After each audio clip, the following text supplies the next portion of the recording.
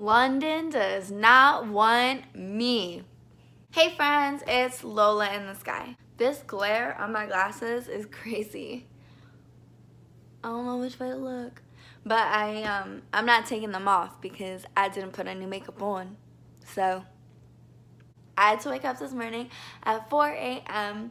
and as soon as I'm done with this, I'm gonna go to bed because I have to wake up tomorrow again at 4 a.m. Today, I'm gonna talk to you about what it's really like to be a flight attendant. I was supposed to go to London twice in 1 week and didn't make it there. This isn't one of those feel-good stories that's gonna make you wanna go out and fly. As a flight attendant, we are always subject for change. Crew scheduling can change a trip on us at the drop of a hat. They can call us and tell us that our trip has changed, or we can show up for a different trip and then they tell us, no, actually, you're going on a different trip. I'm gonna tell you what happened because it was horrendous. So the first time I was supposed to go to London, I showed up and I'm on the plane and I met my crew and I'm boarding. Halfway through boarding, I get a call from crew scheduling. Now, I didn't answer because I didn't want to talk to crew scheduling and I was already on the plane for London and I didn't want them to change my trip because I was supposed to have 30 hours in London, so I was really excited. Well, that didn't matter because they called the lead flight attendant to get a hold of me. So she calls me and she says, hey, I have good news and bad news. And in my head, I'm thinking, no, there's only bad news. There's no good news. So she says the bad news is you're not going to London. But the good news is you get to ferry an airplane. When you ferry an airplane, you take an airplane from one airport to another airport with no passengers. They just need the plane in the next airport, so you get to just basically do whatever you want on the plane because you don't have to be a flight attendant because there's no passengers. So in my head, I'm like, all right, that's kind of cool, ferrying a plane. So I leave my flight and I call crew scheduling and I talk to a scheduler and I'm like, hi, I was just pulled off a London trip. Told I was gonna ferry a flight to Canada, and the scheduler's like, yeah, we don't really know what's going on with that right now, so I'll give you a call back when I know what's happening. And I knew it. I just knew in that moment that I was so screwed. I felt it right here in my gut. Oh, that's not my gut. In my gut.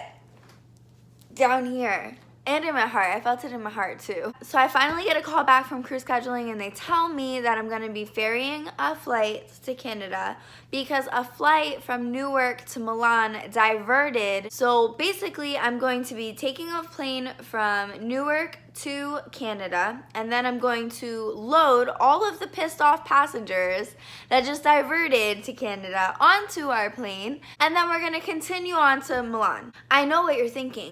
Milan, Lola, Milan, that's awesome. I would agree with you, except I knew I wasn't gonna get a layover. Like, I knew because the flight had been so delayed and it was already diverted and we had to work the flight back that I wasn't gonna get any time in Milan. And to top it all off, I'm a domestic flight attendant, which means I wake up in the morning like a normal person and I usually work during the day and then I get to fall asleep at night. When I get called for an international trip, sometimes I'm not completely excited about it because that means I'm going to be awake all night. Even though I love international trips. International trips are usually red eyes. So we leave at night, we land in the morning. So domestic divas, I'm not really a domestic diva because I don't choose to be domestic, but let's call me a domestic diva. So domestic divas aren't usually very excited about an international trip because that means you're probably going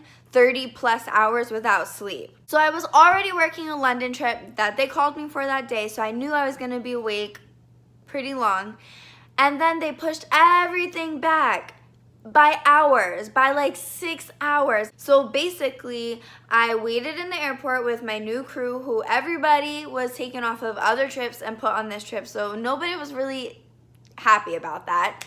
And we waited almost 6 hours in the airport for pilots and the plane and then other pilots because the pilots timed out. So we landed in Milan around 6:30 p.m. like in the afternoon, which made it noon on the East Coast. And I had woken up at 9 a.m. the day before, so I was awake from 9:24 and then 3:27 plus get to the hotel, actually fall asleep, blah, blah, blah. Yeah, 30 hours easy. I got lucky because my crew was so freaking amazing. I wish I would have actually had way more time in Milan with them because they were so much fun. But because we didn't have like any time in Milan, we literally just went to eat as soon as we got there, and then everybody just went to sleep, and that was the end of that. Then 2 days later, I get called for another London trip. In my head, I'm like, oh my god, yes, I'm gonna like redo the London trip that I was supposed to do. It was another like 27-hour layover, so I was gonna get to explore, and I was really excited. So this one had us deadheading on an express plane. For those of you that don't know, I work for a mainline airline. And I hate express planes. I hate them. They're so small. You can feel every little gust of wind. You feel so cramped. Hats off to the flight attendants working express. Y'all are the real MVPs. So me and my whole crew, we're sitting and we're about to deadhead to DC on our express jet. And don't you know it, we are delayed for 4 hours. I was so upset. I was with a really cool friend that I had made through the industry, and we were gonna have such a good time. We were already talking about what we were gonna do in London, and then of course we're like sitting there next to each other on the express jet, and as the time gets later and later and we just realize that we're not gonna make it to London, we're just looking at each other like, no, I wanna go to London. So we do miss our flight from DC to London, and they literally just had us lay over in DC and then deadhead back the next morning. So I mean, we did go out for like a drink and food, but then we just went to sleep and then worked the flight back in the morning, and that was just it. That was the end of my other London trip. So I am convinced that the universe does not want me to go to London. I am convinced that London does not want Lola in London. And honestly, it really hurts my feelings because I only ever did a London trip once. And we stayed in Windsor. I didn't even go into London. It's like the most junior international trip on the international side of our airline, and yet somehow I have never ever gone there. But I've been to amazing places like Rome and Beijing and Edinburgh and Lima, Peru. Wow, I actually feel really grateful right now thinking about all of the amazing places I've been. Although London, I need to get there. Maybe this year, maybe this summer it will happen for me. I really hope so. Although maybe now when they call me and they say, hey, we got a London trip for you, I'm just gonna like cry and scream out of terror of what is actually gonna happen to me when I finally get to the airport. Alright guys, that's what's been going on with me. That is my real life of a flight attendant story, because everyone sees the glamour, everyone sees the traveling, everyone sees the layovers, but nobody knows just how hard it is at the airport dealing with all the things that we have to deal with. I mean, that first trip I told you about was almost a 16-hour day. 16 hours on no sleep.